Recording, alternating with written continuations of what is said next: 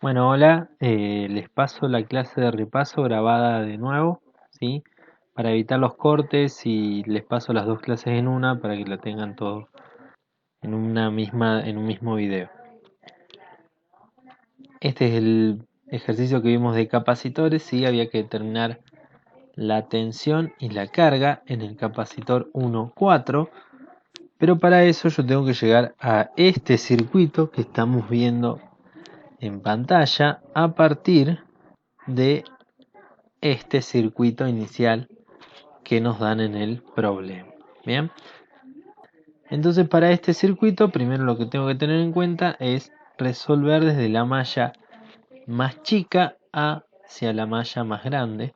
En este caso la malla más chica es esta malla que no tiene la fuente. Bien, y una vez que resuelva esta recién me voy a tirar a esta malla que contiene la fuente. Para esta malla tengo que, antes de operar con C4, tengo que resolver la rama de C1, C2 y C3. C1, C2 y C3 están en serie y por lo tanto la capacidad equivalente va a ser el capacitor serie que salga de las capacidades C1, C2 y C3. Que si están en serie se aplica la formulita, bien, que es la suma de 1 sobre el capacitor, todo eso elevado a la menos 1. O sea, 1 sobre C1, 1 sobre C2, 1 sobre C3. Hago la suma, bien, los microfaradios no los tuve en cuenta, pero me tengo que acordar que estaban. Entonces hago 1 sobre 2, 1 sobre 4, 1 sobre 4. Todo eso a la menos 1 me da un microfaradio. Bien. Ahora, este nuevo circuito tiene una capacidad equivalente de un microfaradio en lugar del capacitor, en lugar de los capacitores C1, C2 y C3. Ahora veo que este circuito tiene una capacidad equivalente de un microfaradio en el lugar de C1, C2 y C3. Ahora vamos a sacar la capacidad entre C4 y este nuevo equivalente y puedo ver que esas dos están en paralelo. Entonces, dos capacitores en paralelo se van a sumar. Y cuando los sumo directamente sus valores, no tengo en cuenta los micro, pero sí al final. Entonces sumo 1 y 2 y me da 3 microfaradios. Por ende, este circuito ahora es un nuevo circuito equivalente, donde ahora ese paralelo se reemplazó por un capacitor de 3 microfaradios. Ese 3 microfaradios está en serie con el C5, que es de 2 microfaradios, y por ende tengo que aplicar la formulita de los capacitores en serie. Pero ahora para este, ¿sí? Como es el último capacitor, ahora tendré una capacidad total, que va a ser el serie de C1, 2, 3, 4 y C5.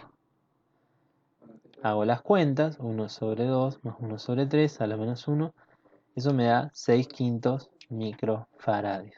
Bien, o sea que ya pasé a una capacidad equivalente que es de 6 quintos microfaradios. Y ahora que tengo la capacidad total o equivalente, puedo sacar la carga total, ya que tengo el voltaje de la fuente, la capacidad total, y conozco esta expresión fundamental para los capacitores, que es la carga va a ser igual a la capacidad total por el voltaje total. Bien, voltaje total 6 voltios, carga, capacidad total 6 quintos microfaradios, multiplico, pero si el 6 quintos es microfaradio, esto va a ser microcoulomb. O sea que me va a dar 36 sobre 5, pero microcoulombs. Por ende, si yo me paso ahora, para sacar la carga y el voltaje en cada tramo de mi circuito, voy a tener que hacer lo que se llama reducción hacia atrás, que es pasar de este circuito equivalente a sus anteriores, bien, a los que me llevaron a llegar a este resultado. Para eso sabía que C total venía de una capacidad equivalente en serie de C1, 2, 3, 4 y de C5. Dos capacitores en serie, vamos a decir, que tienen la misma carga, ¿sí? Eso, bandera, acuérdenselo. Dos capacitores en serie tienen la misma carga. Y como tienen la misma carga, bien, y la carga es la única carga que había en el sistema, que es la carga total, bien, y eso es porque la capacidad total se descompuso en estos dos, y estos dos tienen la misma carga, o sea, tienen la misma carga que la capacidad de la que vinieron, o sea, la total. Entonces Q5 es igual a Q234 igual a Q12345, que va a ser 36,5 microcoulombs. Y una vez que por reglita saco la capacidad, una vez que por la reglita saco la carga, ahora puedo determinar el voltaje en cada capacitor haciendo la regla del capacitor, donde la carga es igual a la capacidad por el voltaje. O sea que el voltaje es la carga sobre el capacitor. Divido 36,5 dividido 2 microcoulomb como hago 36 sobre 5 dividido 2 microfaradio, y como ese 36 sobre 5 es microcoulomb dividido microfaradio, me va a dar en voltios. Lo mismo acá van a ser microcoulomb.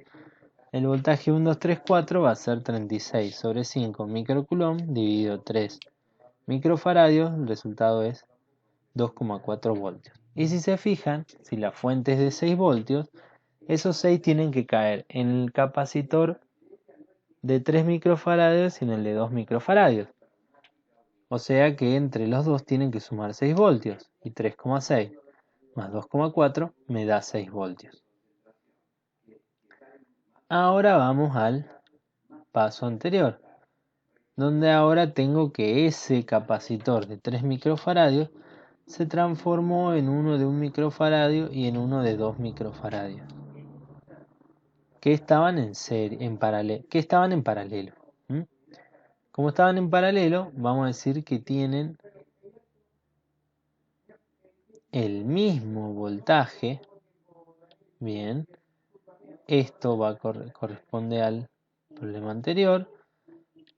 Estas dos en paralelo tienen el mismo voltaje, y como tienen el mismo voltaje, entonces me fijo cuál era el voltaje que tenía B1, 2, 3, 4, lo busco en del tramo anterior, era 2,4 voltios. Como tengo 2,4 voltios, bueno, B4 va a ser igual a B1, 2, 3, igual a B1, 2, 3, 4, ¿sí? Que era este que habíamos sacado acá, o sea que vale 2,4 voltios. Bien, recuerden, capacitores en serie tienen la misma carga. Capacitores en paralelo tienen el mismo voltaje. Por lo tanto, puedo sacar la carga, Q4, que va a ser igual a 2 microfaradios por 2,4 voltios. Pero como la capacidad está en microfaradios, esto me va a dar microcoulombs. Lo mismo para Q234, que va a ser 1 microfaradio por 2,4 voltios, tendré 2,4 microcoulombs, ya que la capacidad está en microfaradios. Y pasando al resultado final, ahora vuelvo a mi circuito inicial, donde ya tenía estos datos de 8,4 microcoulombs en la carga 4 y 2,4 microcoulombs en la carga Q123, pero veo que esa capacidad Q123 son 3 capacitores en serie, y como están en serie tendré que tienen la misma carga, por lo tanto Q1 es igual a Q2 igual a Q3 igual a Q123, o sea 2,4 microcoulombs. O sea que ya tengo la carga de Q1, que era la que me pedían, para sacar el voltaje en la capacidad 1, hago carga 1 dividido la capacidad C1, y como tengo 2,4 microcoulombs y 2 microfaradios, el resultado va a ser 1,2 voltios. Ya tengo ahí la carga, el voltaje, perdón, en mi capacitor C1 y también la carga en C1. Y la 4 la habíamos sacado ya antes. Fíjense, acá tenemos el voltaje 4, 2,4 voltios, y la carga 4, 4,8 microcoulombs. En este problema teníamos una FEM de 40 voltios con una R interna de 0,5. Cuando se conectaba una carga R, su corriente es de 1,5 amperes. Bien. Como es 1,5 amperes, me pide determinar el valor de la carga y la cantidad de carga Q que se atraviesa en 2 horas. El valor de carga es el valor de la resistencia y determinar la carga Q es la cantidad de electrones que atraviesan esta resistencia R en 2 horas. En primer lugar, debo tener en cuenta que en este problema la R interna, que es esta que vemos acá, dentro del círculo azul, se encuentra en serie con la resistencia que conecté o la carga R. Como está en serie, se van a sumar, y cuando plantee la ley de Ohm, tengo que tener en cuenta que la R total es la R interna más la resistencia conectada.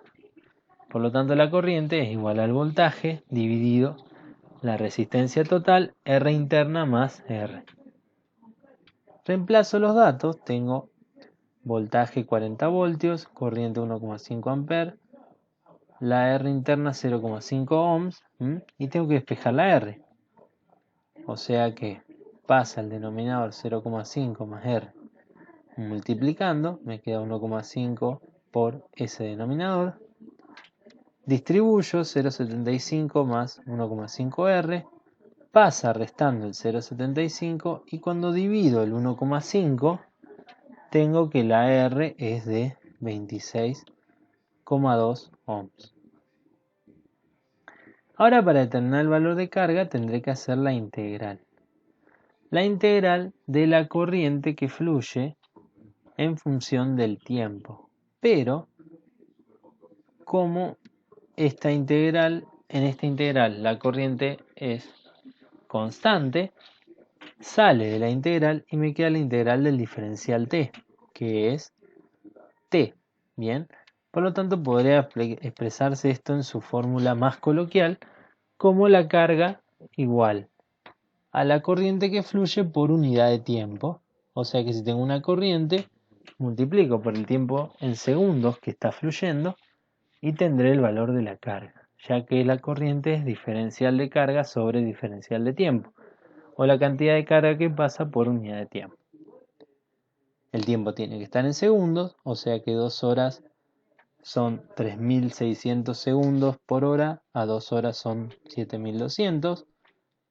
Aplico regla de Barrow, el 0 no lo puedo contar porque me queda todo por 0, o sea que 1,5 por 7.200 segundos me da un valor de carga de 10.800 coulombs.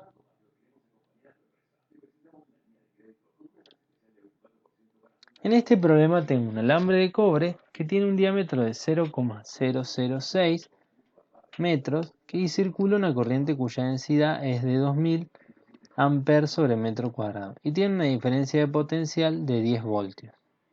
Me pide la corriente que pasa por el alambre y el cambio de temperatura que se produce al aumentar un 10% de la resistencia del cobre.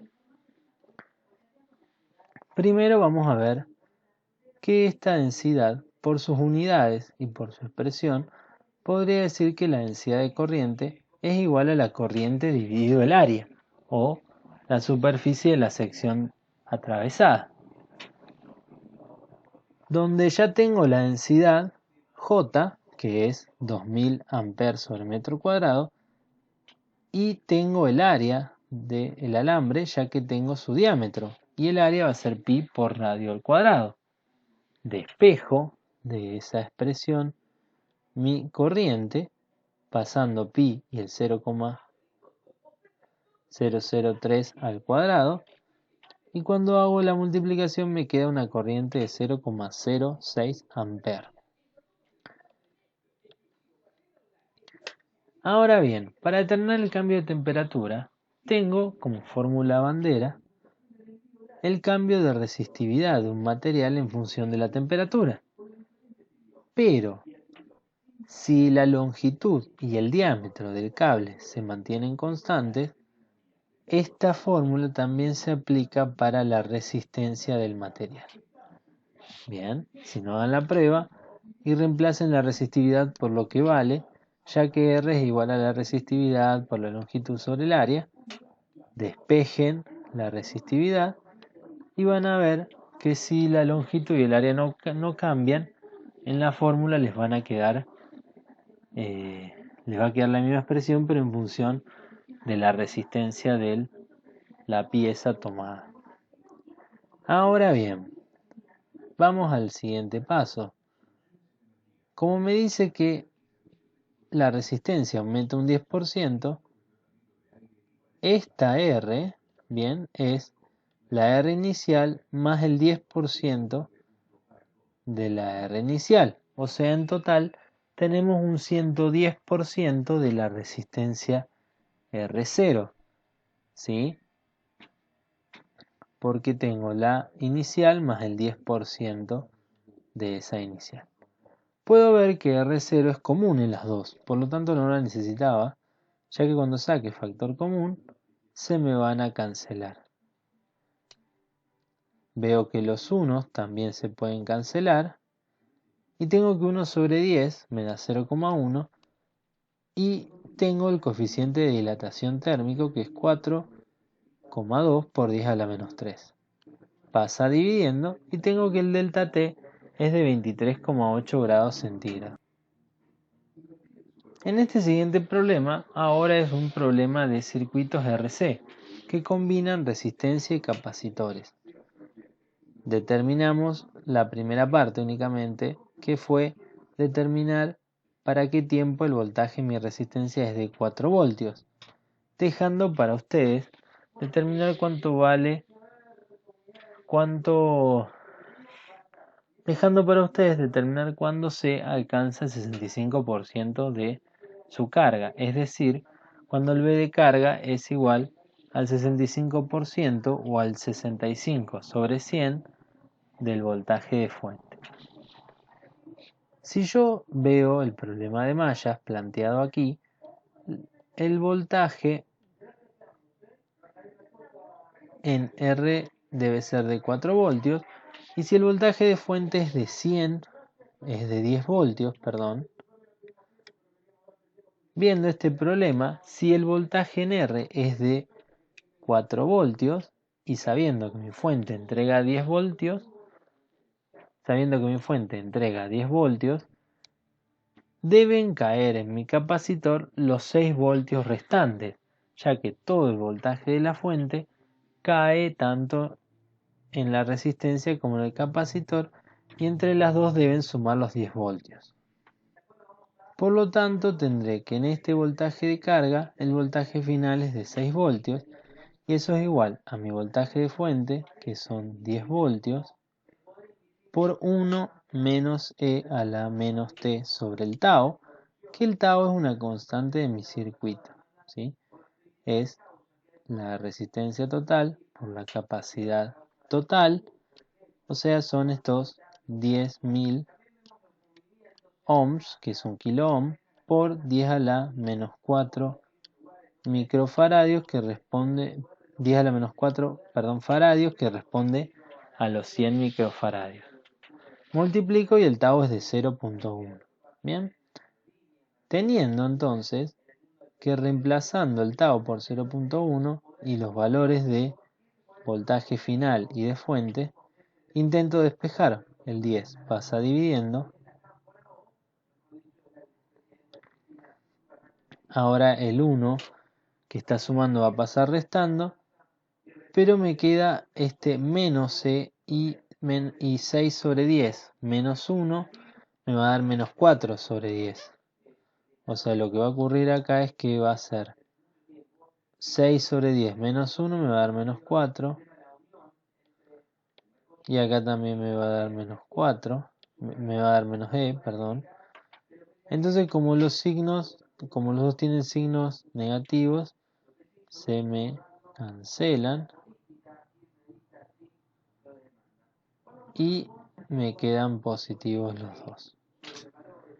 El E pasa como logaritmo de 4 sobre 10 y me queda logaritmo de 4 sobre 10 igual a menos T sobre 0.1, donde despejo el T y el T es de 0,092 segundos. ¿Bien?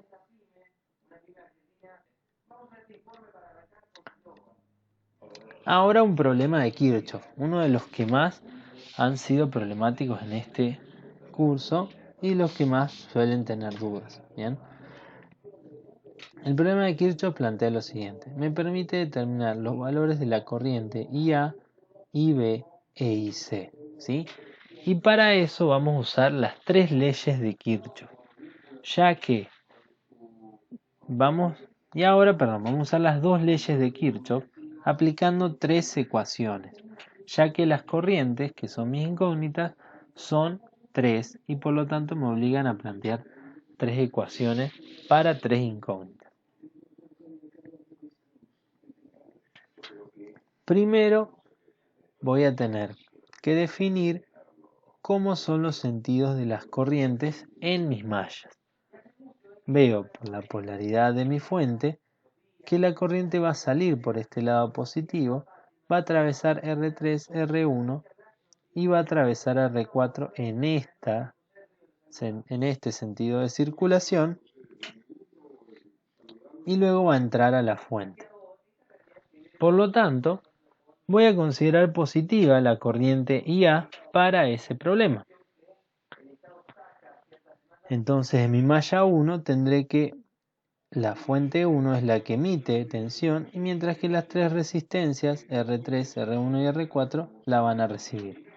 O vamos a tener caída de tensión ahí. Por lo tanto, en mi malla 1 tendré 24 voltios menos V1 menos V3 menos V4 va a ser igual a 0. Puedo ver que sobre V1 y sobre V3 la corriente va a ser la misma, ¿sí? Que va a ser IA. Por lo tanto, tengo IA por 2, que es la resistencia R3, más 4, que es la resistencia R1, eso me va a dar 6, y sobre la corriente IC, que es la que circula sobre R4, tendré que la resistencia es de 3, o sea que V4 va a ser 3 ohms por la corriente IC. Despejo IA, o sea pasa restando para el otro término, me queda IA por 6 ohms, que cuando pasan dividiendo hacen que estos voltajes se me vayan y me quede 4 menos 1 medio de IC. Eso vale IA. Ahora, para ver cómo es la malla 2, vamos a ver lo siguiente, ¿sí? Primero vamos a ver cómo se comportan mis corrientes. Cuando IB sale de la fuente 2, va a atravesar a la carga R4, pero la va a atravesar en un signo contrario al que yo había propuesto para la corriente que circula por R4, ya que IA la atraviesa desde el polo positivo de R4 al negativo, mientras que IB la atraviesa del polo negativo al polo positivo. Esas polaridades, para evitar su confusión, consideren las propuestas por ustedes. Yo consideré que para la primer corriente que vi IA iba a establecer estos signos sobre R4. O pensar que IA va a atravesar a R4 de derecha a izquierda. Entonces, de derecha a izquierda va a tener un signo la tensión que caiga sobre R4. Mientras que si de repente desde otra malla R4 es atravesada con una corriente diferente, si esa corriente va en el mismo sentido, también es atravesada, también atraviesa R4 de derecha a izquierda, también va a restar su potencial. Pero si atraviesa, como en este caso, de izquierda a derecha, entonces va a ser un sentido opuesto al que habíamos propuesto. Por lo tanto, si en la malla 1 que atravesábamos de derecha a izquierda mi potencial restaba, en la malla 2 donde la resistencia es atravesada de izquierda a derecha, es contraria y mi potencial va a ser positivo. También esto va a influir en la relación de las corrientes. Y ya le vamos a explicar. Entonces, mi malla 2 tendrá un planteo similar. Tengo mis 12 voltios, el voltaje en R5, en R2 y en R4, como es opuesto a lo que yo había propuesto, a la polaridad inicial dada por la corriente IA, como IB la atraviesa en sentido contrario, mi potencial va a ser positivo. Por lo tanto, acá me queda 3 IC. También tendré que R2 más R5 me va a dar 6 ohms. Y la corriente que atraviesa a tanto R2 como R5 es IB. Despejo IB. Y ahora el 6 pasa dividiendo. Y como pasa dividiendo, acá me quedará 2 más un medio de IC.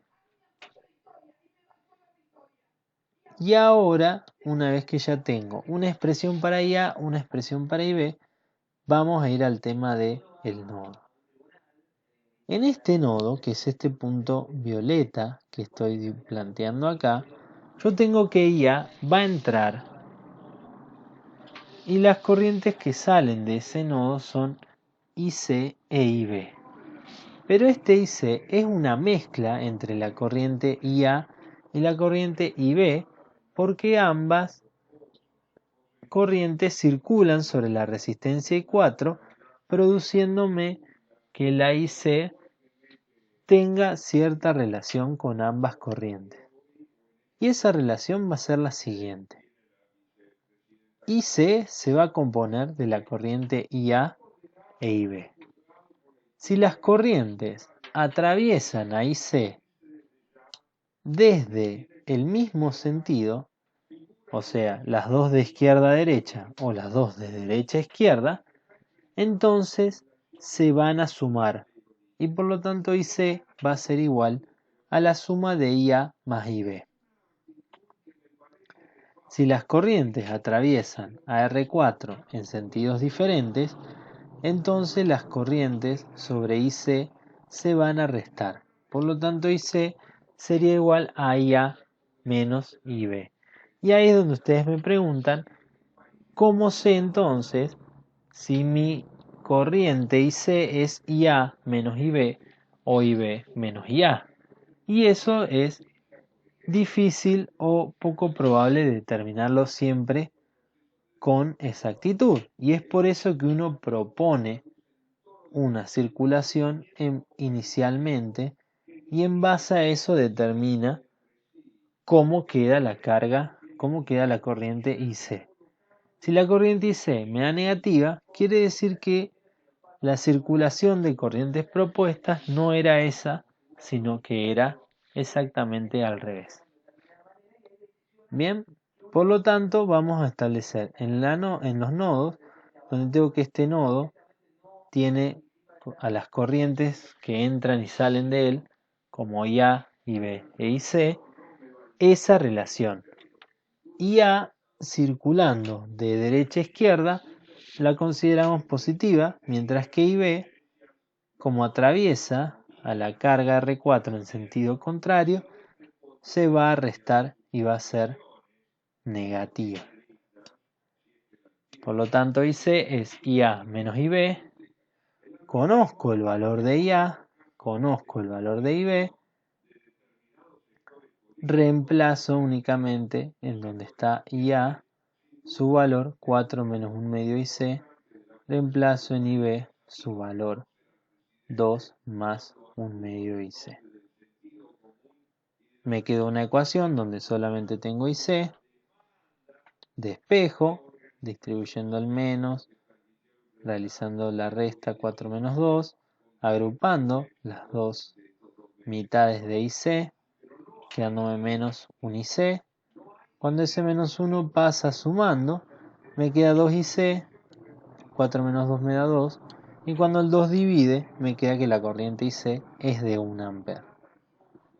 Con la corriente IC de 1 ampere, puedo reemplazar en esta expresión 4 menos 1 medio de IC igual a IA, y saco IA, ya que sería 4 menos 1 medio, me va a dar 3,5 amperes, y en esta reemplazo IC, me va a quedar 2 más 1 medio, y IB va a ser de 2,5 amperes. Esto sería toda la parte de la clase de repaso que vimos hoy. Espero que les sirva. Yo soy Martín y nos vemos la próxima en los próximos videos. Chao, chao.